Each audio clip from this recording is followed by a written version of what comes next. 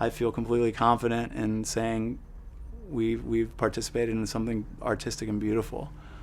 It's a really wonderful story. I mean, besides all the lessons throughout it, just this story between these two people is touching, and I'd love it if it moves people. And I could really, really hope for a new understanding or a new perspective of this big philosophy that Philippe pointed out of how sexuality is so taboo in this culture, how it's so censored, how it's so ugly.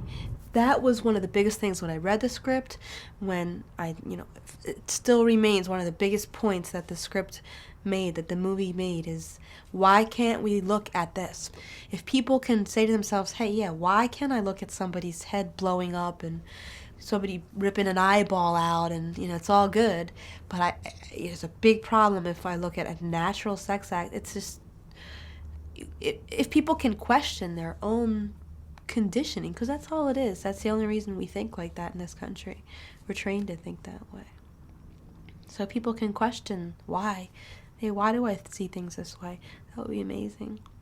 When you read the sex scenes in the screenplay, they were very detailed. There's a page per sex scene of just like, kind of the in essence motion of it. And Philippe's very funny, just from his French background, I think in the translation, some of it was very, in essence, shocking to read. And I think a lot of that was just the change in the language, and how English doesn't really have a way to describe some of these things without it sounding crass and literally pornographic. The screenplay wasn't just about sex. That was the main thing. Sure, it was a big part of what this film talks about and explores. Underlying everything, any fears I may have had, I knew I was doing it. I knew, like, if I was given this opportunity, I'd be crazy not to do it. I knew I was doing it. I didn't have any doubt that I was doing it. Did I have any doubts that I could do it from time to time? Yeah, I had fears. There was definitely moments where I was like, oh my God, I first met Sherry. We met for lunch, and this is really when we were just getting involved in the project.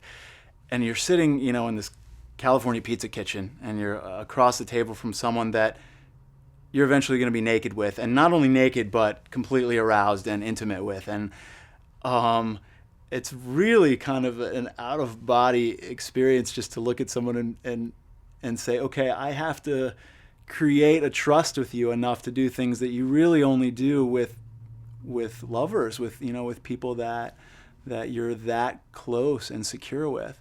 When you ask how did you prepare, I think of emotionally, how did I prepare? That's what I hear.